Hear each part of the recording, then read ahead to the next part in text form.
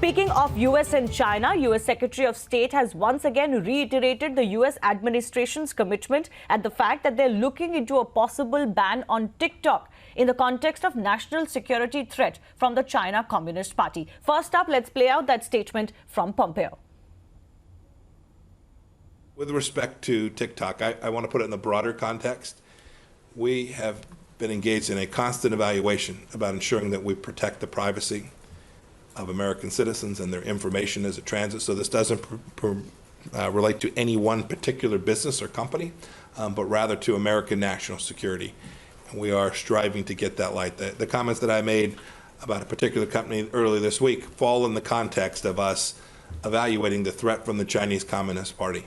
We've talked about it in the context of ZTE, we've talked about it in the context of Huawei, and we are now evaluating each instance where we believe that U.S. citizens' data that they have on their phones or in their system or in their healthcare records, we want to make sure that the Chinese Communist Party doesn't have a way to easily access that. And so what you'll see the administration do is take actions that preserve and protect that information and deny the Chinese Communist Party access to the private information that belongs to Americans. It's a big project because we've got partners all around the world where infrastructure crosses Chinese technology and then comes to the United States. So one should think about this as a project of real scale and real importance. We must get this right. The infrastructure of this next 100 years must be a communications infrastructure that's based on a Western ideal of private property and protection of private citizens' information in a transparent way. That is not the model that Chinese Communist Party software and hardware companies are engaged in.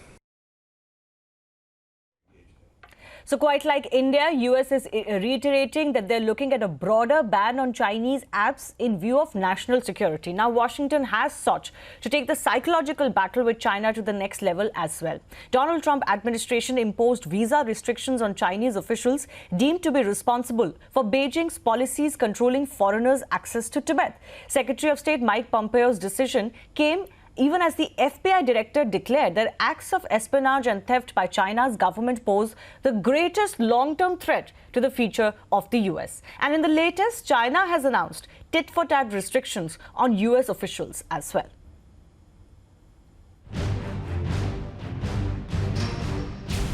The Donald Trump administration has turned up the heat on Beijing, even as US and China indulge in saber-rattling over South China Sea. Washington has opened yet another war front with China. Calling China a counterintelligence and economic espionage threat, the FBI director alleged that Beijing stole US intellectual property by paying off scientists at US universities or by resorting to blackmail and covert deals. The FBI director charged Chinese diplomats of resorting to what he termed as naked economic pressure.